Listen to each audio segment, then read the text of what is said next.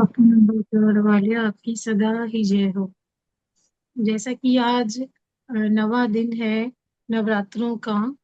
और माँ के नौवें स्वरूप को सिद्धिदात्री माँ कहते हैं।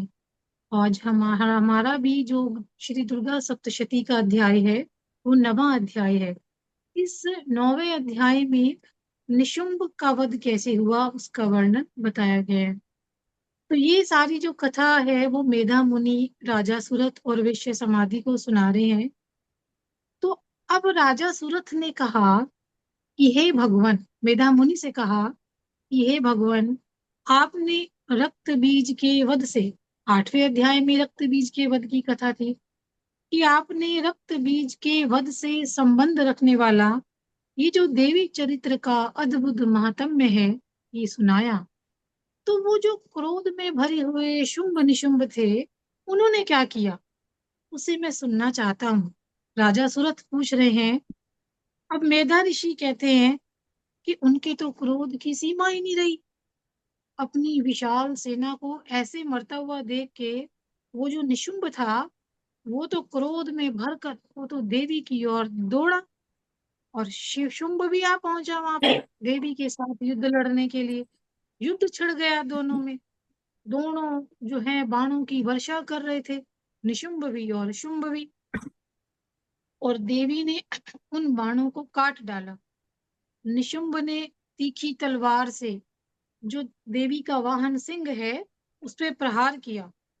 अब देवी ने देखा श्रुप्र नामक वाण जो है उससे तलवार जो है वो काट डाली।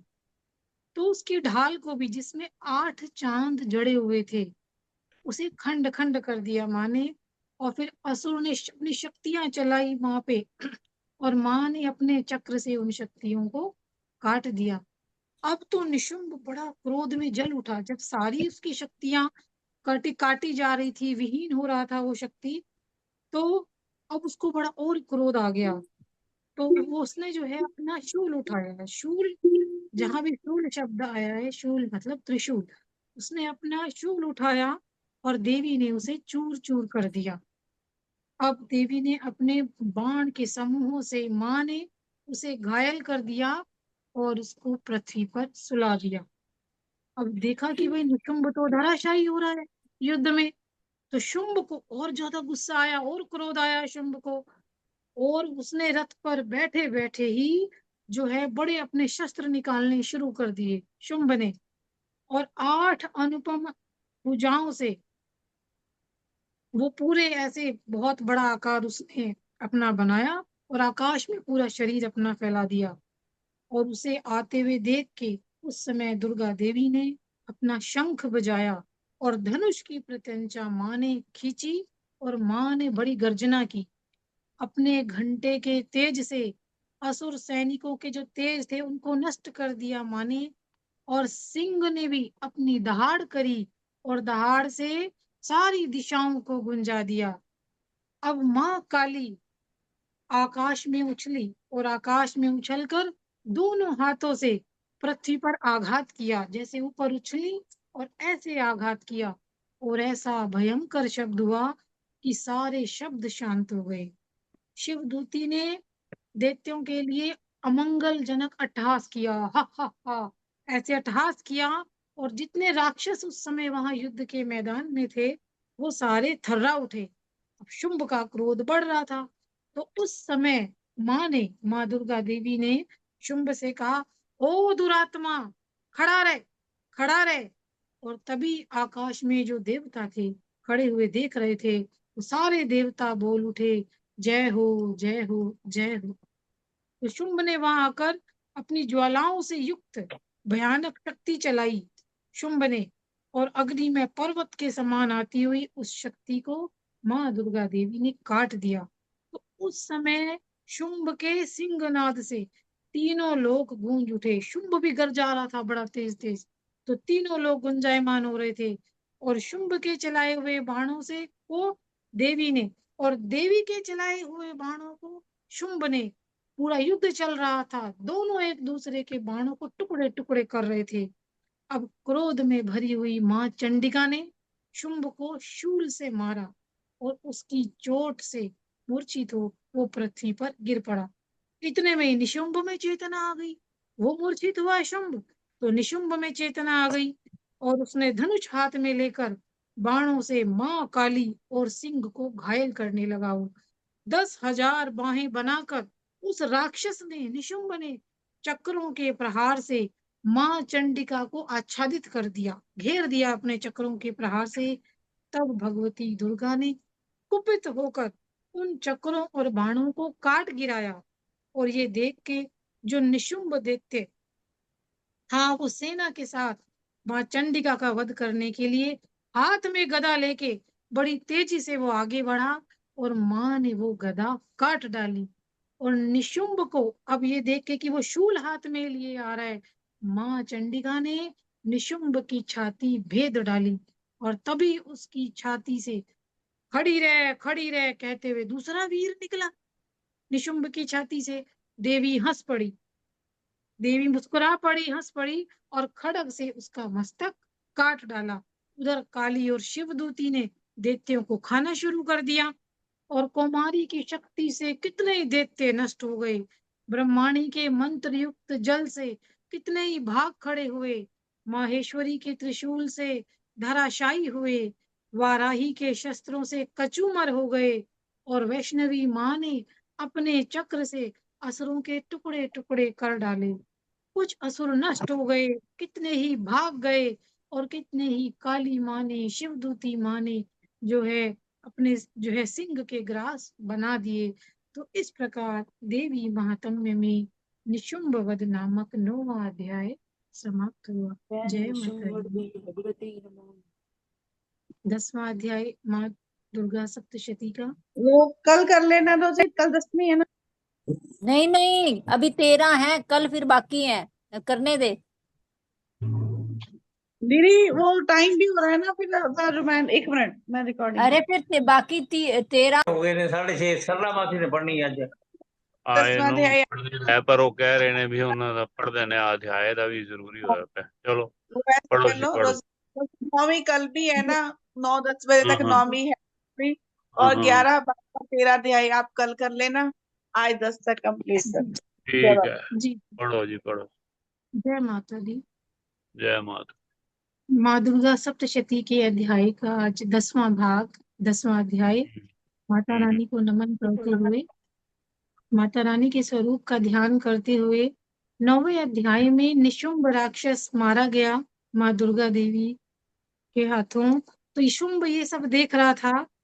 तो अब ऋषि कहते हैं कि हे राजन, मेधा मुनि कहते हैं कि राजा को कथा सुना रहे हैं, राजा सूरत को, और कह रहे हैं कि हे राजन, अपने प्राणों के समान प्यारे भाई निशुंभ को मारा हुआ देख के और सारी सेना का संहार होता हुआ जान के शुंभ ने बड़े कुपित होकर कहा।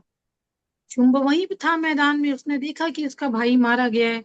तो शुंभ कह रहा है मां से कि ए दुष्ट दुर्गा, तो बल के अभिमान में आकर झूठ मूठ का घमंड ना दिखा। तो बड़ी जो है मानिनी बनी हुई है, अरे दूसरी स्त्रियों के बल का सहारा लेकर लड़ती है। क्योंकि वहां पे बहुत सारे स्वरूप माँ दुर्गा देवी के आ गए थे। कौमारी, कात्यायनी माँ देवी, कालरात्रि माँ, काली माँ, चंडिका माँ, सारे स्वरूप उन दैत्यों से लड़ रहे थे। तो उनको देख के शुंभ बोला कि तू दूसरी स्त्रियों के बल का सहारा लेकर लड़ती है। तो माँ ने कहा, देवी बोली, आओ दुष्ट, मैं अकेली हूँ, इस संसार में मेरे सिवा दूसरा कौन है। देख, ये मेरी ही विभूतियां हैं और मुझ में ही प्रवेश कर रही हैं। तब ब्रह्माणी और जितनी भी देवियां वहां युद्ध लड़ रही थी, वो सारी देवियां मां अंबिका देवी के शरीर में विलीन हो गई। और देवी बोली कि मैं अपनी ऐश्वर्य शक्ति से अनेक रूपों में यहाँ उपस्थित हुई थी और उन सब रूपों को अब मैंने समेट लिया है। देख, मैं अकेली ही युद्ध में खड़ी हूँ। तब देवी और शुंभ राक्षस के बीच में देखते ही देखते भयंकर युद्ध छिड़ गया। बाणों की वर्षा, तीखे अस्त्रों शस्त्रों के प्रहार के कारण दोनों का जो युद्ध था वो बड़ा भयानक लग रहा था। उस समय मां अंबिका देवी ने जो अस्त्र शस्त्र छोड़े, उन्हें तो शुंभ ने काट डाला, क्योंकि वो भी बहुत शक्तिशाली राक्षस था। और जो शुंभ ने दिव्य अस्त्र चलाए, उन्हें परमेश्वरी माँ ने हुंकार शब्द करके खेल खेल में ही नष्ट कर दिया। और इस असुर ने सैकड़ों बाणों से माँ देवी को फिर से आच्छादित कर दिया। और ये देख के क्रोध में भरी हुई माँ दुर्गा देवी ने भी बाणों को मारकर उसके धनुष काट डाले। अब धनुष कट जाने पर दैत्यराज ने अपनी शक्तियां हाथ में ली, किंतु चक्र से उसके हाथ की शक्ति को भी माँ ने काट गिराया। और शुंभ ने 100 चांद वाली चमकती हुई ढाल और तलवार अपने हाथ में ली और देवी पर जो है हमला किया, धावा किया। तो माँ चंडिका ने अपने धनुष से छोड़े हुए तीखे बाणों द्वारा उसकी सूर्य जैसी किरणों के समान उज्जवल ढाल और तलवार को तुरंत काट दिया। फिर उस दैत्य के घोड़े और सारथी मारे गए। धनुष तो पहले ही कट चुके थे, अब उसने भयंकर मुदगर हाथ में ली तो देवी ने उसे भी काट दिया। शुंभ ने देवी की छाती में मुक्का मारा, तब माँ दुर्गा देवी का थप्पड़ खाकर दैत्यराज शुंभ जो है पृथ्वी पर गिर पड़ा। फिर खड़ा हुआ, उछला और देवी को ऊपर ले जाकर खड़ा हो गया। माँ चंडिका भी जो है आकाश में युद्ध करने लगी। और वो माँ चंडिका, माँ अम्बिका का स्वरूप वो शुंभ के साथ बहुत देर तक युद्ध करने के बाद उसे उठाकर घुमाया और पृथ्वी पर पटक दिया। और पृथ्वी पर पटक के जाने के बाद वो दुष्टात्मा दैत्य फिर दोबारा माँ चंडिका का वध करने के लिए बड़े वेग से दौड़ा। और शुंभ को अपनी ओर आता हुआ देख के माँ देवी ने त्रिशूल से उसकी छाती छेद कर उसे पृथ्वी पर गिरा दिया। और देवी के शूल की धार से अब उसके प्राण पखेरु उड़ गए और समुद्रों, द्वीपों, पर्वतों सहित वो पृथ्वी को कंपाता हुआ धड़ाम से भूमि पर गिर पड़ा। और उस दुरात्मा के मारे जाने पर सारा जगत प्रसन्न हो गया। आकाश स्वच्छ दिखाई देने लगा। उल्कापात जो हो रहे थे वो सब शांत हो गए। नदियां भी ठीक मार्ग से चलने लगी। समस्त देवताओं का हृदय हर्ष से भर गया। गंधर्व बाजे बजाने लगे, अप्सराएं नाचने लगी, पवित्र वायु बहने लगी और सूर्य की प्रभा उत्पन्न हो गई। संपूर्ण दिशाओं के भयंकर शब्द शांत हो गए। इस प्रकार देवी महात्म्य में शुंभवध नामक 10वां अध्याय पूरा हुआ। जय माता दी। जय माता दी। वाह जी वाह, कमाल है, कमाल है आपका। आपका जो अंदाजे बयां है भाई कमाल है रोजी। गॉड ब्लेस यू भाई, खुश रहो। आपको बड़ा मैया का आशीर्वाद आपको बहुत मिले, सुंदर सुनाओ जी रोजी। प्रेम से सुनाती हो। हाँ जी, पूरा ये तो सुनाती नहीं है, परफॉर्म करती सरला है मासी पूरा। रामायण शुरू करो। हाँ बिल्कुल भैया, ऐसे लगता है सामने चल रहा है सब। हाँ ये तो पूरा। मैं कर हाँ जी, आज तुम्ही अम्मा पढ़नी से है सरला मासी। उसी पढ़ोगे, करो कृपा।